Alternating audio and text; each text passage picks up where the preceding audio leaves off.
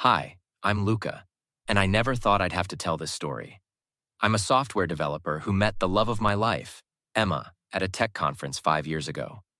We clicked instantly. Same weird jokes, same love for old sci-fi movies, same dreams of building something meaningful together.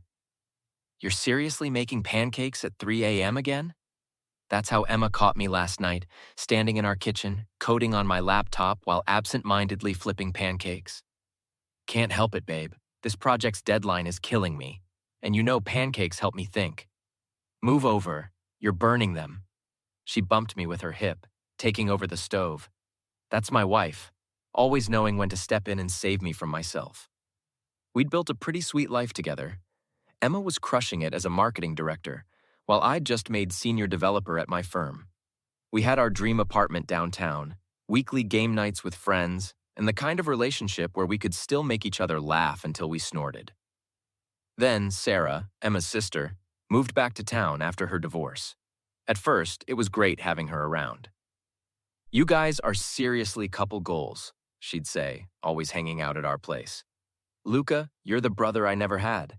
"Stay for dinner, Sarah," Emma would always insist. "Luca makes killer pasta carbonara." "Oh my God, he cooks too?" "Emma, you hit the jackpot." But things started getting weird. Sarah began showing up at my office during lunch breaks. Just thought I'd surprise my favorite brother-in-law. She'd sit too close, laugh too loud at my jokes. "Sarah's been asking lots of questions about our relationship," Emma mentioned one night. "Like, really personal stuff. It's kind of uncomfortable." "Maybe she's just trying to figure out dating again after her divorce?" "Yeah, maybe." Emma didn't sound convinced. Then came the accidental texts from Sarah. "Oops, meant to send that to someone else." Messages about how she was thinking of me or how she wished she could find someone just like me. "Sarah, we need to talk about these messages," I confronted her one day at our weekly family dinner. "What messages?" "Oh, those. You're not taking them seriously, are you? I was just being friendly." She laughed it off, but her eyes told a different story. That night, Emma was quiet. "Sarah told me you've been confiding in her about our marriage problems." "What? What marriage problems?" "She said you told her I'm too focused on my career, that I'm never home." "Emma, that's absolutely not true. I've never said anything like that to Sarah." "I know, it doesn't sound like you. But she's my sister. Why would she make this up?" I looked at my wife's worried face and felt a knot in my stomach. This wasn't just friendly anymore. Sarah was playing a game, and somehow we'd become her pawns. The next few weeks were like walking through a minefield. Sarah started showing up everywhere. Our favorite coffee shop, my gym, even the grocery store. One morning, while grabbing coffee before work, I spotted her sitting with my coworker Jake. "Oh, hey, Luca. What a coincidence." Her smile didn't reach her eyes. "Jake was just telling me about that late-night project you guys worked on last month. Must have been intense, staying at the office until 2 a.m. I felt my blood run cold. That project had never happened. "Actually, Sarah, I've never worked late with Luca." Jake looked confused. "I'm in accounting, different department." Later that day, Emma called, her voice tense. "Why didn't you tell me about working late with Jake?" "Because it never happened. Sarah made that up." She showed me texts from Jake's number. "What? Let me see those." That evening, Jake confirmed someone had been impersonating him using a spoofed number. The texts to Emma were fake. At Sunday dinner with Emma's parents, Sarah was in rare form. "Mom, remember when Luca came by last Tuesday to help with your computer?" "Luca didn't come by last Tuesday." My mother-in-law looked puzzled. "Oh, right, silly me. Must have been someone else I saw leaving around dinner time." Emma's fork clattered against her plate. The silence was deafening. Later that night, Emma paced our bedroom. "She's doing this on purpose, isn't she? Making up stories, planting doubts." "I think it's worse than that. Remember Tom and Ashley's divorce last year? My college friends? What about them?" "Ashley told me something interesting today. Apparently, Sarah had been telling Tom that Ashley was cheating with her gym trainer. But Ashley would never—" "Exactly. And guess who started hanging out with Tom right after their divorce?" Emma sat heavily on our bed. "Sarah. Oh God, she's done this before." The next day, I got a disturbing call from our neighbor, Mike. "Hey man, weird question. Your sister-in-law just told my wife she saw you sneaking into our apartment last week when Carol was home alone. Any idea what that's about?" "She what?" "Yeah, Carol's pretty upset. I told her it's nonsense, but..." I hung up and immediately texted Emma. "We need to talk. Sarah's spreading rumors to the neighbors now." That night, we discovered more victims of Sarah's manipulation. 3 broken marriages, 2 ended friendships, all with the same pattern.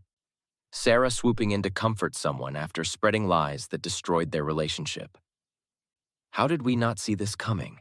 Emma whispered, scrolling through old messages from mutual friends warning about Sarah's behavior. "Because she's your sister. We wanted to believe the best." "Not anymore. This ends now." The look in Emma's eyes told me she was finally ready to face the truth about her sister. We had proof now. Screenshots, testimonies, a pattern of destruction that couldn't be explained away. Sarah had no idea what was coming. We spent the next week gathering evidence. Ashley sent screenshots of Sarah's messages to Tom. Mike and Carol wrote statements about the false accusations.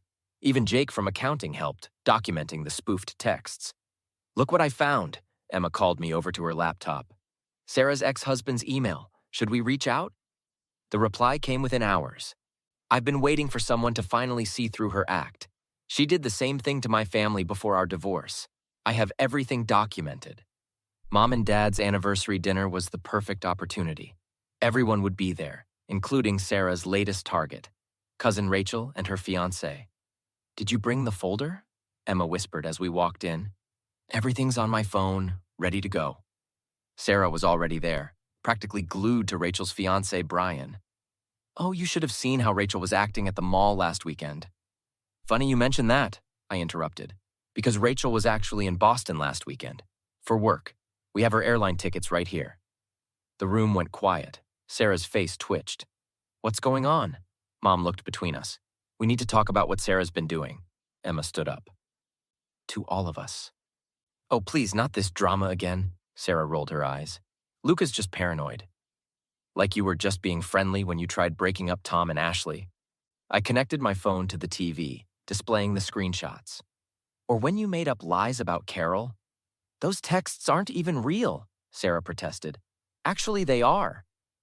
Jake stepped forward. We'd invited him for backup. "I helped trace the spoofed numbers.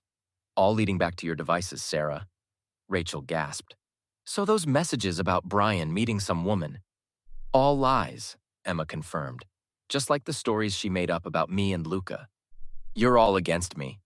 Sarah stood up, knocking over her wine glass. "Just like David was." "Your ex-husband?" Dad leaned forward. "What does he have to do with this?" "Everything." I pulled up David's email. Sarah did the same thing to him, made up stories about his family, isolated him from friends, all because he was successful While I what? Sarah spat. "While I lost my job? While my marriage fell apart? While everyone else got their perfect lives? So you decided to ruin others' happiness." Emma's voice cracked. "Because you were jealous?" "You don't understand. David left me for his career. You all have these perfect relationships, perfect jobs. I couldn't stand seeing others happy." Mom's face showed both sadness and disappointment. "Oh, Sarah, I have proof of everything," I announced. "Every lie, every manipulation, from your fake profiles to the spoofed numbers, all documented." "You're bluffing," Sarah whispered, but her face had gone pale. "Want me to send these to your new workplace? Your friends? That dating site you're on?" "You wouldn't." "Try me. One more lie, one more attempt to hurt Emma or anyone else in this family, and everything goes public." The room erupted in overlapping voices as years of suspicions finally made sense. Sarah stood alone, watching her web of lies unravel thread by thread. The weeks following the confrontation brought massive changes. Sarah's carefully constructed world crumbled faster than a house of cards. Her new workplace got wind of her history when she tried spreading rumors about her supervisor. "Did you hear?" Emma showed me her phone one morning. Sarah got put on probation at work. Someone anonymously sent them proof of her pattern of behavior. Guess karma finally caught up. Rachel and Brian dropped by for dinner, their relationship stronger after surviving Sarah's schemes. You know what's crazy? She actually tried texting Brian yesterday, claiming she was just looking out for the family. What did you do? Blocked her number and sent the screenshots to Mom. No more chances. Even Tom and Ashley were working things out after learning the truth. They came over for game night, something that hadn't happened since their split. Can't believe we let her mess with our heads like that, Ashley shook her head. 5 years of marriage down the drain because of her lies. Hey, we're all guilty of trusting family too much. Emma squeezed her hand. The important thing is we know better now. Mom called a family meeting to address the Sarah situation once and for all. She's in therapy now, Mom sighed, looking tired. Her therapist says she has deep-seated issues from her divorce with David. Apparently, she couldn't handle seeing others succeed where she failed. That's still no excuse, Dad cut in. She tried destroying multiple relationships.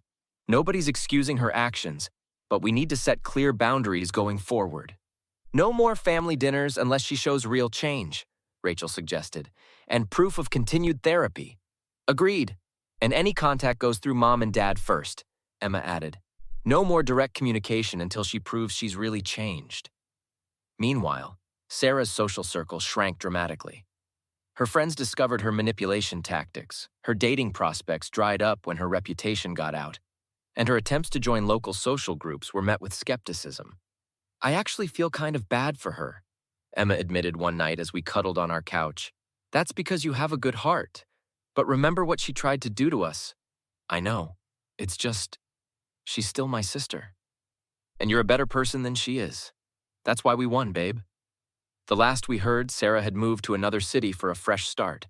Mom says she's still in therapy, still single, still struggling to understand why her actions led to such complete isolation. As for Emma and me, our marriage got stronger through all this. Nothing like a common enemy to bring people together. We even started couples counseling. Not because we needed it, but because we wanted to keep our relationship bulletproof. Hey, Emma nudged me. Thank you for fighting for us.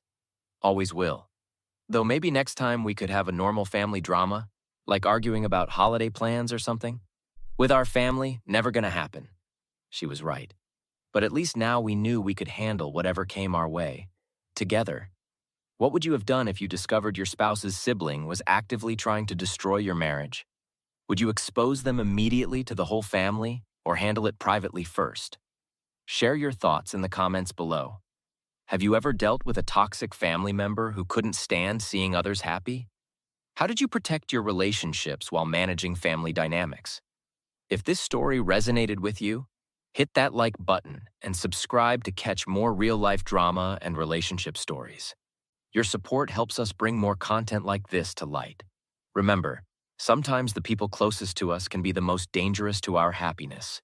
Choose your trust wisely.